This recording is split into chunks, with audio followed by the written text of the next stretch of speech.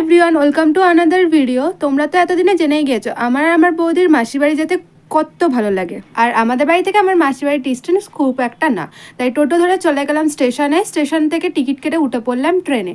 আর ট্রেনে যেই পাঁপড় বিক্রি হচ্ছিলো, তাই বোনের জন্য দুটো পাঁপড় কিনে নিলাম। আর এইদিকে ট্রেন ছাড়ার অপেক্ষায় আমি বসেছিলাম আর বৌদির সাথে গল্প করছিলাম। স্টেশন থেকে আমার মাসির বাড়ির দূরত্ব খুব একটা বেশি না, তাই বৌদিকে বললাম চলো দুজনে যখন আছি গল্প করতে করতে চলে যাই, আর টোটো না ধরে।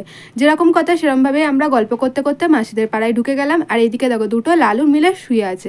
আর মাসিদের এখানে রাস্তায় আমি দেখছি কোনো কুকুর আছে কিনা, কারণ আমাদের দুজনের বেশ ভালোই ভয় লাগে দুজনের। বাড়ি পৌঁছে দেখি আমার মাসিরা তো এখনো ঘুমাচ্ছে, বাড়ি পুরো নিস্তব্ধ। তাই তো আমরা ভয় পেয়ে গেছিলাম মাসিরা কোথাও চলে যায়নি তো।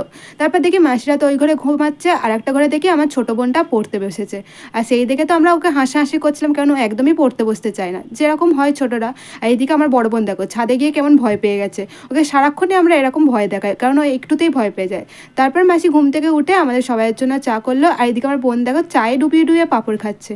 এই কি খাওয়া বলে ওই জানে। মাসির বাড়ি গেলে তো মাসির সঙ্গে আমাদের গল্পের ভান্ডার বসে, মানে গল্পের ঝুলি বসে বলতে গেলে, কারণ সব কথা আমরা মাসিকে বলি, মাসিও আমাদের সব কথা বলে। আর এদিকে চুটকিটাকে দেখো পুরো সিজুকা লাগছে না, আমাদের ছোট্ট বোনিটাকে। আর এদিকে সবাই মিলে আমরা কত গল্প করছিলাম, খাচ্ছিলাম।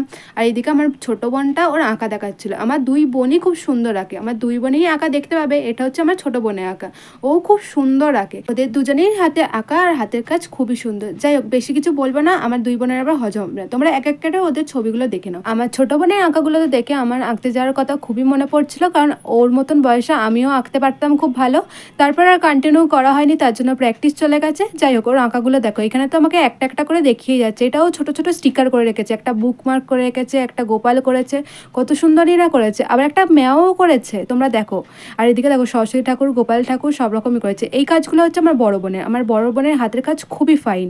এই দেখো এই রাধাকৃষ্ণটা কত সুন্দর। তোমরা তো আমার তুই খুদে বোনের হাতের কাজ দেখলে, কেমন লাগলো অবশ্যই কমেন্টে জানিও।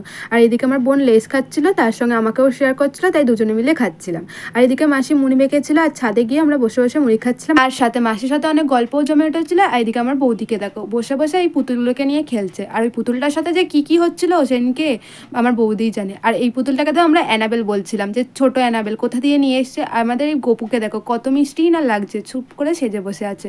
তারপর আমরা রাত্রিবেলা ডিনার করে আমরা 2:45 পর্যন্ত জেগেছিলাম, ভূতের গল্প করছিলাম। আর এই তো গল্প শুনে আমরা দুই বোন তো ঘুমাচ্ছিলই না। যাই হোক আজকে এই ভিডিওটা কিরম লাগলো জানিও অবশ্যই কিন্তু কমেন্ট করো, আর প্লিজ একটা সাবস্ক্রাইব করে যাও। আজকের মতন বাই।